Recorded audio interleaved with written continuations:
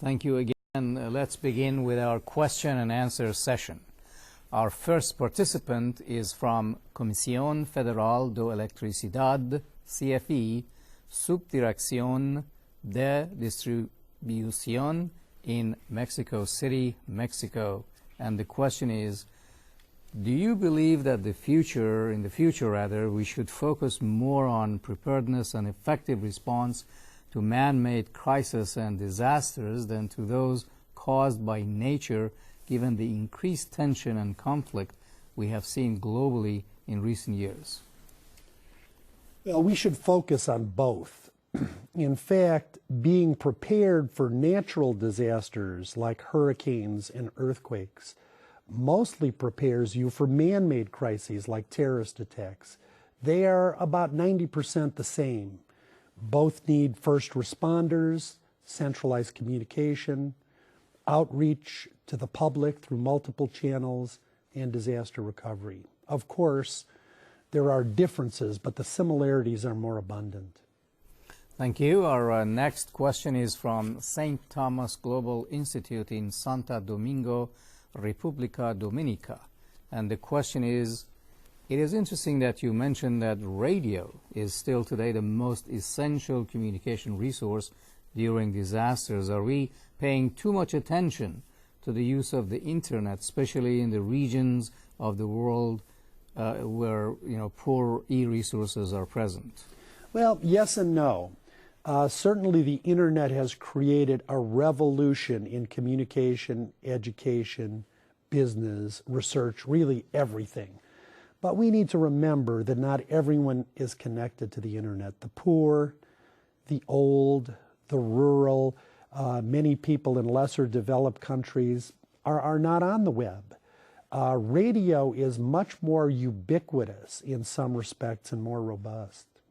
Thank you. And we have another question from Tecnológico de Estudios Superiores de Cuautitlán Izcalli, TESCI, in Cuautitlán Izcalli, Estado de Mexico, Mexico. And the question is, do you think that the global cooperation and security systems are losing the battle against organized crime and antisocial behavior worldwide?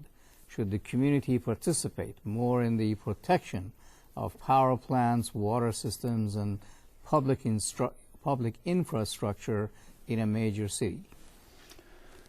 Organized crime and terrorism continues to be a problem. Both are fueled by vast disparities in wealth. The appetite for drugs in developed countries continues to make a market for narco-traffickers, and ideological differences and religious fundamentalism continue to spawn violence. There is no way to be completely safe, but most vital resources across the world would continue to benefit from increased protection and undercover investigations. Great. Again, another great answer, and thank you for your response. We now have a participant from Universidad Autónoma de Chihuahua, UACH, Chihuahua, Mexico. And the question is, what is your view of the role today and in the future of the social networks and media in political and social movements? Well, social networks continue to be very powerful engines of political and social movements. Cell phones, wireless devices, and instant communication have contributed to the Arab Spring, which may have ushered in a decade of internal unrest in most countries in the Middle East. But the instant communication of modern devices also helped bring down the Soviet Union and has contributed to the populist movement in Latin America. I think this trend will increase in upcoming decades. Very good. Thank you. Our next question is from Universidad Tecnológico de Nezahualcóyotl, UTN, in Nezahualcóyotl, State of Mexico, Mexico. And the question is, in your view of the fine recommendations you presented to better prepare for and respond to inevitable disasters, are the two most important? Well, in short, preparedness, communication, and awareness. People need to be personally responsible for their own preparedness and rescue, and governments need to be ready with resources for worst-case disasters. Communication before, during, and after a crisis is vital, and the public needs to be informed by the government, the media, and businesses on how to respond during a crisis.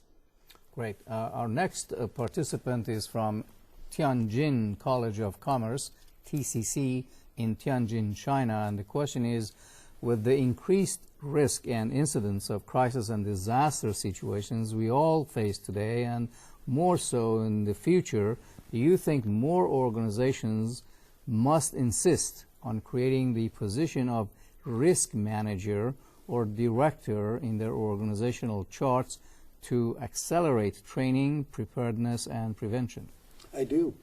A risk director is important, although the champions directly responsible for motivating and promoting this need to be all the directors and the key managers in the organization. Risk management in the business continuity is an expanding field of knowledge and competence that we all must acquire and master to a greater degree than in the past. We have another participant from Universidad, Nacional, Autónoma de Mexico, UNAM, Cuautitlán, Mexico. And the question is, do you believe that institutions of higher education should take a more proactive role in creating conscience for the need of global knowledge and intelligence and a greater understanding of the risk we all face today in our productive and social endeavors? Yes.